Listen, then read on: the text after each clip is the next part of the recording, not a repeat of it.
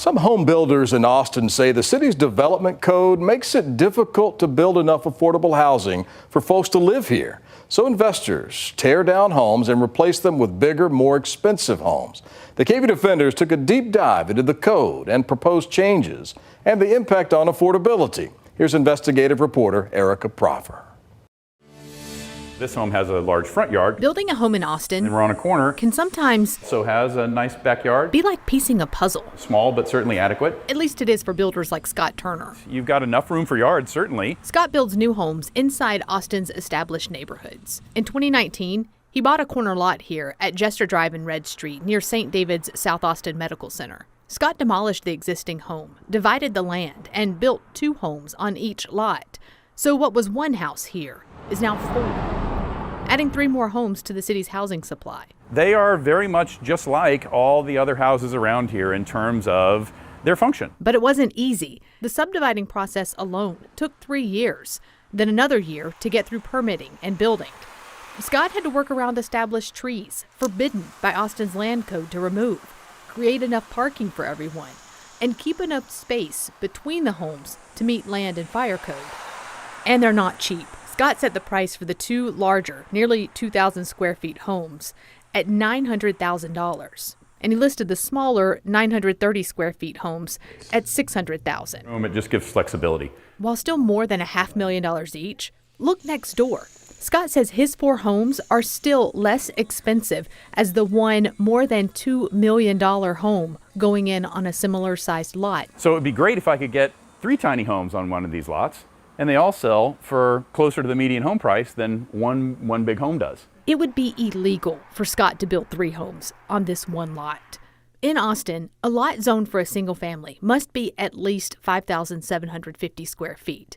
And in these areas, close to jobs, schools, and city transit, extra restrictions meant to limit large homes also limit duplexes and townhomes. That's because Austin's development standards place an imaginary tent over anything built here. The height for a new home or duplex is capped between 32 and 35 feet depending on the floodplain. Plus, developers must make room for front, side, and backyards. At its core, that's exclusionary. Scott says Austin's land development code deters dense developments and makes it difficult to build starter-sized homes with a starter-sized price tag. Austin is desperate for housing. And instead of figuring out how to fit within the regulations, builders can turn a profit faster by demolishing old and building new in the same spot. This is a graph of how many small starter homes were built in Austin in the last 15 years. Homes no larger than 1,400 square feet. It's usually less than 300 homes a year. Compare this to how many larger single-family homes were built in the last 15 years. Between 3,000 to 4,000 homes were greater than 1,400 square feet, built across Austin each year. Scott says this disparity is one reason for Austin's affordability crisis. The simplest and easiest thing for me to build is a big single-family home on a big single-family lot. The code incentivizes me as a home builder to do that. But that may change. This is a joint meeting of the Austin City Council and the Austin Planning Commission. Austin City Council members will soon vote on changes to single-family lots, like how many homes are allowed on a lot, possibly raising it from 2 to 3. And reducing the square footage requirement, going from 5,750 to 2,500. We're going to go to hearing from the public. City records show 297 people spoke on the proposal at the first public hearing October 26th. Most folks said they wanted smaller lots, smaller homes, and denser neighborhoods, including Monica Bhatia, a grad student at the University of Texas at Austin. The code as it stands now has really been a big barrier to housing. Bhatia wants to loosen restrictions around who can live in a home. She lives in cooperative housing, a type of housing where residents own shares of equity in the home.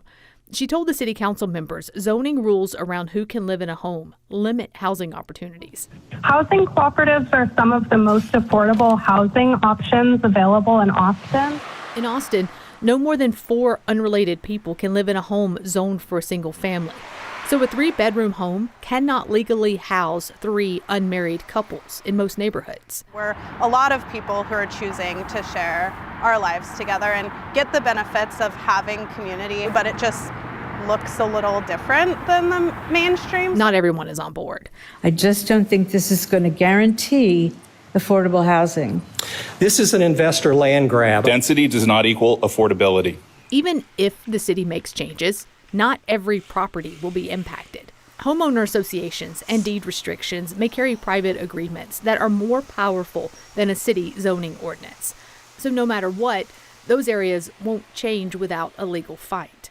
And this Institute for Urban Policy Research and Analysis report shows dozens of land use restrictions on properties across the city. Without this kind of change, without offering more types of housing options like this, then homeowners really are going to have to drive further and further out of the city to find a place to live, and we see that happening today. Scott says he will continue to build denser housing, work each land puzzle, and hope the laws change soon. In Austin for the KVUE Defenders, I'm Erica Proffer, KVUE News.